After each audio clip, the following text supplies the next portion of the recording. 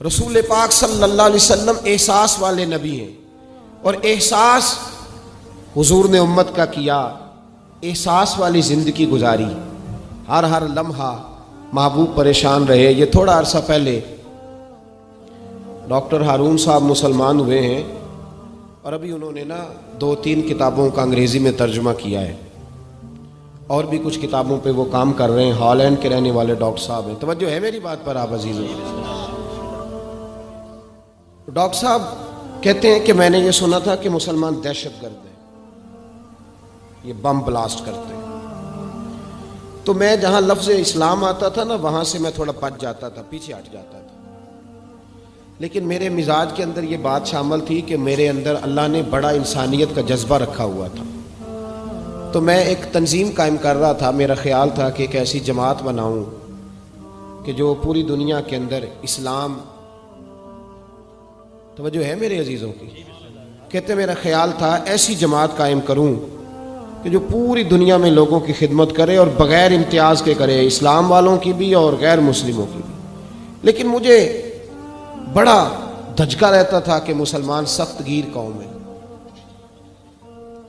میں نے بہت ساری جماعتوں کا منشور اور دستور منگایا، اور میں نے کہا میں اپنی جماعت کا دستور لکھوں گا تو پہلے ذرا سارا میں مطالعہ کر لوں۔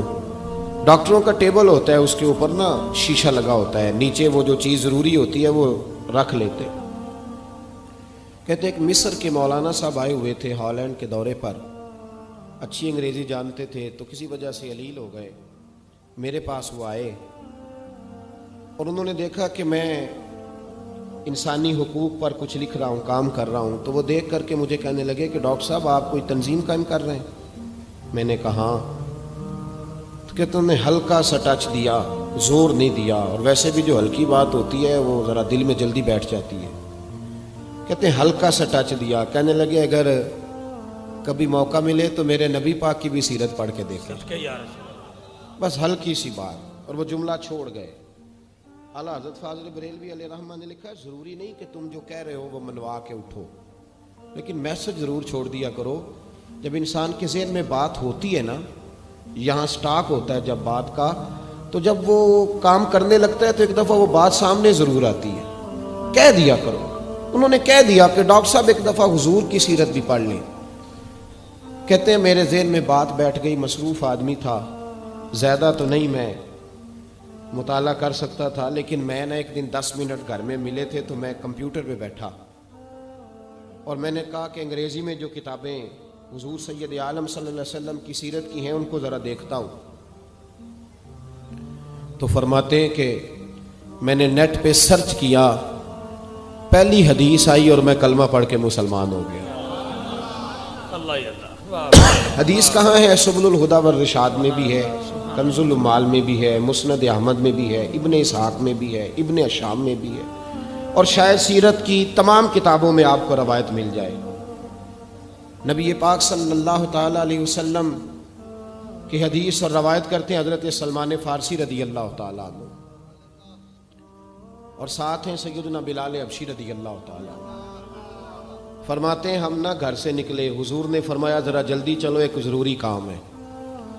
فرماتے ہیں بڑی تیزی کے ساتھ آج روٹین سے ہٹ کر محبوب نے تیز تیز قدم مبارک اٹھائے، تیز تیز، اور فرماتے ہیں ایک گلی ہم نے کراس کی، دوسری گلی میں جو پہنچے تو پھٹے پرانے کپڑے، سادی سی بی بی، اور حالت بتاتی تھی کہ بیچاری کسی غریب گھر کی ہے۔ وہ سڑک پہ کھڑی تھی اور رو رہی تھی۔ میرے کریم رسول نے فرمایا بلال اسے پوچھو کیا مسئلہ ہے، کیوں روتی ہے؟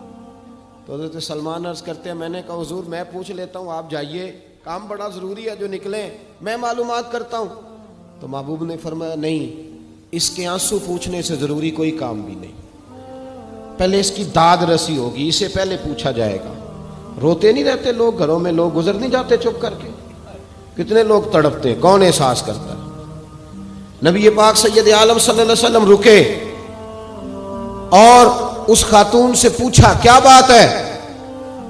اس نے کہا کہ بات کوئی بھی نہیں، میرا ایک ہی موٹا سا مسئلہ ہے۔ کہا وہ کیا؟ کہنے لگی میں غریب ہوں، اور غریبی بذات خود بہت بڑا گناہ ہوتی ہے، لوگ بڑا جرم سمجھتے ہیں اس کو، بذات خود میں نے شروع میں کہا نا کہ مذہبی سٹیج کی بھی صدارت غریب آدمی نہیں کر سکتا، کیونکہ غریب جو ہوا جہد کول دتھی ہونی انہیں نیڑے بہنا ہے نا جی، جہد کول نہیں انہیں تو پیچھے جا کے بہنا اینڈ تے کول کہڑا دتھی ہے۔ اس سٹیج پہ بھی غریب آدمی کی صدارت نہیں ممکن ہو ہی نہیں سکتا۔ میرے رسول پاک سید عالم صلی اللہ تعالی علیہ وآلہ وسلم نے فرمایا پہلے اسے پوچھو کیا مسئلہ ہے۔ وہ کہنے لگی میں غریب ہوں، بوڑھی ہو گئی ہوں، ساری زندگی غلامی میں گزاری ہے، تیل لینے آئی تھی 5 دینار کا، بوتل میں تیل بھروایا ہے، اور اب بوڑھی ہوں نا تو کمر درد کرتی ہے، پیر پیچھے موڑا ہے تو میں گری ہوں، تیل زمین پی گئی ہے، اب زمین تو واپس نہیں کرتی، لیکن واپس جاؤں گی تو ایک یہودی عورت کی ملازمہ ہوں، وہ درے سے مارے گی، کھال ادھیڑ دے گی، میں بڑی پریشان ہوں، اب نہیں مار کھائی جاتی، ہڈیاں بوڑھی ہیں، قربان جاؤں۔ حضرت بلال کو حضور نے حکم دیا، فرمایا دوڑ کے گھر جا 5 دینار لا۔ فرماتے ہیں 5 دینار لائے، تیل خرید کے دیا، وہ پھر رونے لگی۔ فرمایا آپ کیوں روتی ہے؟ اس نے کہا بتایا نا غریب ہوں، غریب کا جرم کوئی نہیں ہوتا لیکن پیس دیا جاتا ہے، پھر بھی مار تو اب بھی پڑے گی، اب کیوں پڑے گی؟ تو عرض کرنے لگی محبوبہ مار اس لیے پڑے گی کہ دیر سے کیوں آئی ہے۔ تو میرے کریم رسول اور وہ بی بی حضور ابھی آئے ہیں مدینہ طیبہ، امام یوسف صالحی فرماتے ہیں ابھی آئے تھے حضور، سبل الہدی والرشاد کے مصنف کہتے ہیں ابھی آئے تھے نبی پاک، وہ جانتی بھی نہیں تھی۔ تو سید عالم صلی اللہ تعالی علیہ وسلم نے فرمایا اچھا مار پڑے گی؟ کہا ہاں۔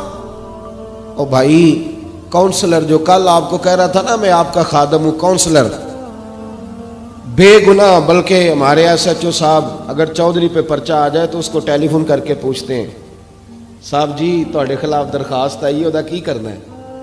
تو غریب آدمی بیچارہ، اس کی غلطی یہ تھی کہ وہ غریب تھا تو اس نے ریڑھی لگا لی چوک میں، اس کو دبوچ کے لے گئے، تینوں پتہ نہیں اتنے نہیں کھلوئی دا، تو اس کے پاس کل انویسٹمنٹ ہی 5000 تھی، سارا لے گئے۔ پھر وہ کونسلر صاحب کے پاس چلا گیا، سر میرے نال چلے آجے ذرا میں تھانے جانا ہے۔ انہوں نے کہا گڈی کرائی آ، پیسے ہے نہیں ایویں تھانے جائیدا ہے۔ اب وہ گاڑی لایا ہے، پتہ نہیں کہاں سے لایا ہے، تھانے پہنچا ہے، اور یہ ہے ہمارا حال کہ وہ ایس ایچ او بھی بیٹھا ہے کرسی پہ اور کونسلر بھی کرسی پہ بیٹھا اور وہ غریب پیروں میں بیٹھا ہے اور ہاتھ باندھ کے کہہ رہا میری ریڑھی دے چھڈو، میریاں 4 تیاں نے تو میں شامی کھانا کھڑنا ہے۔ کدھر گیا امت کا وہ ذوق؟ ساری زندگی نعتیں سننے والوں بتاؤ تو صحیح نعت نے تاثیر کیا دی ہے روح کو؟ اگر ابھی بھی گھاڑی غریب کے پاس کھڑی نہیں ہوتی تو پھر کیا اثر ہوا ساری زندگی نعت سننے کا؟ میرے مصطفیٰ کریم سید عالم صلی اللہ تعالی علیہ وسلم نے فرمایا اس خاتون سے یہاں کونسلر ساتھ نہیں جاتا، کہتا ہے کر دیا ٹیلی فون، سویرے 9 بجے پہنچ جانا۔ پر کائنات کی سب سے معزز شخصیت حضرت سیدنا بلال حبشی رضی اللہ تعالیٰ عنہ فرماتے ہیں میرے نبی پاک نے فرمایا بی بی چل میں تیرے ساتھ چلتا ہوں، گویا اللہ کی ساری رحمتیں اس کے ساتھ ساتھ چلنے لگی۔ اور آگے آگے نہیں، ساری کتابیں پڑھ لو، وہ پھٹے پرانے کپڑوں والی بی بی آگے آگے اور اللہ کے کریم رسول پیچھے پیچھے، ساری گلیاں اس نے پھرائی، مدینے کی صحرا آ گیا، ایک دروازے پہ دستک دی، سے مالکن آئی، وہ بی بی بعد میں کہتی ہے میں بھی بڑی ڈاڈی تھی، طاقت ہی نہیں تھی میرے سامنے کو کھڑا ہو سکے، لیکن جب میں باہر نکلی تو میں نے نور کے حالے میں لپٹی ہوئی ایک عظیم ہستی کو دیکھا۔ فرماتے محبوب کے گورے چٹے رنگ کے اوپر کالی زلفیں اور محبوب پاک کی مقدس آنکھیں جب تک بات کرتے رہے نظریں زمین پہ جھکی رہیں۔ شرم و حیا والے رسول نے بڑے میٹھے، بڑے دھیمے، بڑے خوبصورت لہجے میں کہا، بریلی کے امام فرماتے ہیں نیچی نظروں کی شرم و حیا پہ درود، بڑے دھیمے لہجے میں فرمایا تیری نوکرانی ہے تیری؟ عورت کہتی ہے میں تو حضور کے جلووں میں محو ہو گئی کہ سادگی میں اتنا حسن میں نے دیکھا ہی نہیں، تیری نوکرانی ہے؟ کہا تو میرے محبوب نے فرمایا بیچاری کی غلطی کوئی نہیں، اسے مارنا نا، اس سے تیل گر گیا تھا، نیا خریدتے دیر ہو گئی، رو رہی تھی تو میں سفارش کرنے آیا ہوں۔ وہ خاتون کہتی ہے کسی کی نہیں مانی تھی، پر محبوب کے جملوں میں تاثیر اتنی تھی، ککھ سواد نہیں مشری اندر، اسا کھنڈا بھی چکھ ڈٹھیاں، انہاں ساریاں شیواں نالوں گلاں سجن دیاں مٹھیاں، فرماتے ہیں نبی پاک صلی اللہ تعالی علیہ وآلہ وسلم نے فرمایا کچھ نہ کہنا. کہنے لگی نہیں کہتی, میرا وعدہ رہا, کچھ نہیں کہوں گی.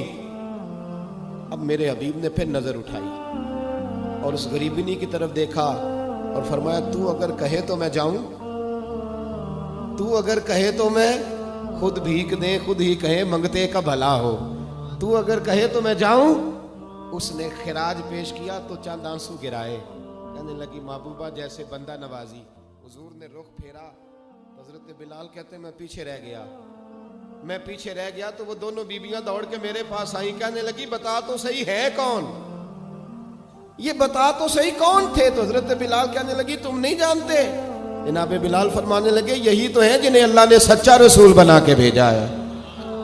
بیبیاں دوڑ کے آئیں. کہنے لگی محبوبہ دروازے تک آئے ہو تو خالی تو نہ لوٹاؤ, مہربانی فرماؤ ہمیں بھی کلمہ پڑھا دو. ڈاکٹر ہارون کہتے ہیں وہ بیبیاں وہاں کلمہ پڑھ رہی تھی اور میں حدیث پڑھ کے کلمہ پڑھ رہا تھا. بھائی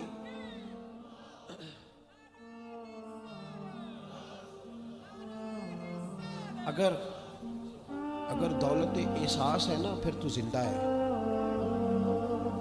جو زندہ ہوتا ہے اس میں لچک ہوتی ہے, جو مر جاتا ہے وہ اکڑ جاتا ہے. اگر زندگی ہے تو پھر احساس ہونا چاہیے. اگر تیرے اندر زندگی ہے تو پھر احساس ہے, اور اگر تیرے اندر احساس نہیں رہا نا تو پھر زندگی زندہ دلی کا نام ہے. مردہ دل کیا خاک جیا کرتے, احساس سے مروت پیدا کر. تھوڑا سا دائیں بائیں بھی دیکھیں, تھوڑا پلٹ کر بھی دیکھیں کہ کہیں آپ